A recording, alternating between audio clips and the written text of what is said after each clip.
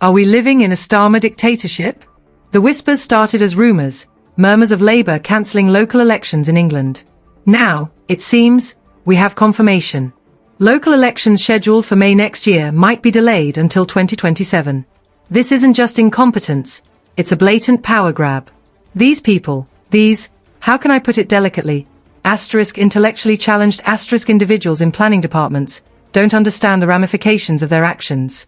The council's response to everything is a resounding no, and the public is reaching its breaking point.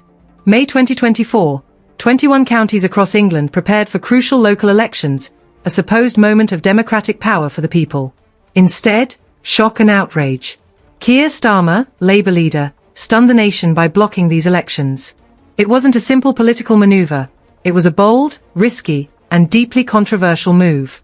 Critics accuse him of suppressing democratic rights, particularly in areas where Labour anticipates significant losses. Protecting voters? Many argue it's about protecting Labour's grip on power. 21 county councils and 10 unitary authorities were up for election.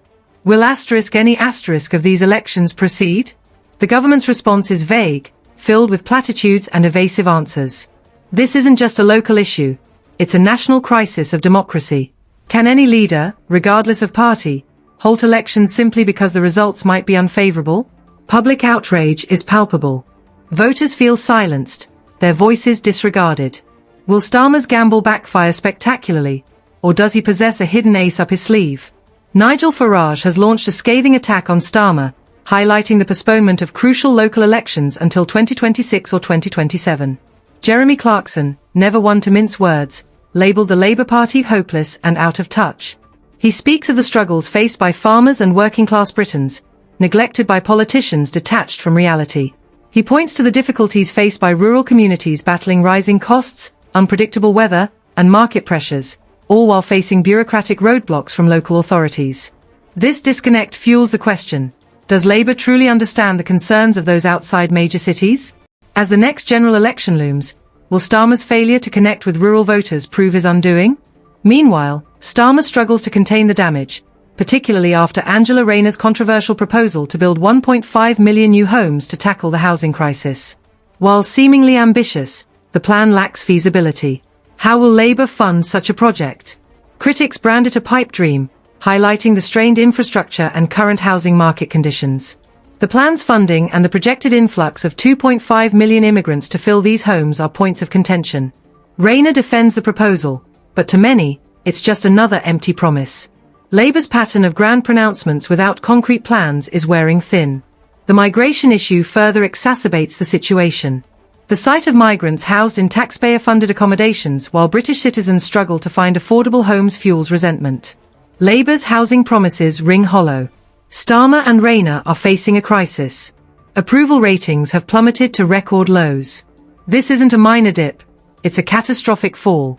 Starmer's attempts to play it safe, his lack of clear vision, and his efforts to appease everyone have backfired. The public is weary of empty promises. Rayner's housing plan only amplified the problem. It's a lofty goal perceived as political fluff, lacking substance. The deeper issue is Labour's disconnect from the concerns of ordinary people. With the cost of living crisis, inflation, and housing dominating public discourse, Labour's promises feel hollow. Voters crave leaders who understand their struggles, and many feel Starmer and Rayner fall short. Starmer's decision to block the May elections has ignited further anger. His approval ratings are in free fall. He's clearly terrified of potential losses in areas where Labour already struggles. His actions are a lose-lose situation. He's currently the most unpopular Prime Minister in recent times, with approval ratings around -61%. His popularity is plummeting rapidly. Rayner's attempts to frame the election postponement as devolution are unconvincing. MPs from opposing parties highlight the absurdity of cancelling elections to supposedly empower communities. The situation has sparked a debate about democracy itself. Starmer's actions are seen as an attempt to control the narrative, silencing the electorate. The more he manipulates the process, the greater the public resentment. Ignoring the will of the people rarely ends well. Starmer's decision is fueling public anger, and the demand for change is growing. The longer he resists, the harder it will be to regain trust. The Labour Party is teetering, and Starmer's attempts to control the narrative might push the public further away. Will he turn things around, or will his desperate attempts to cling to power lead to a demand for real change? Time is running out.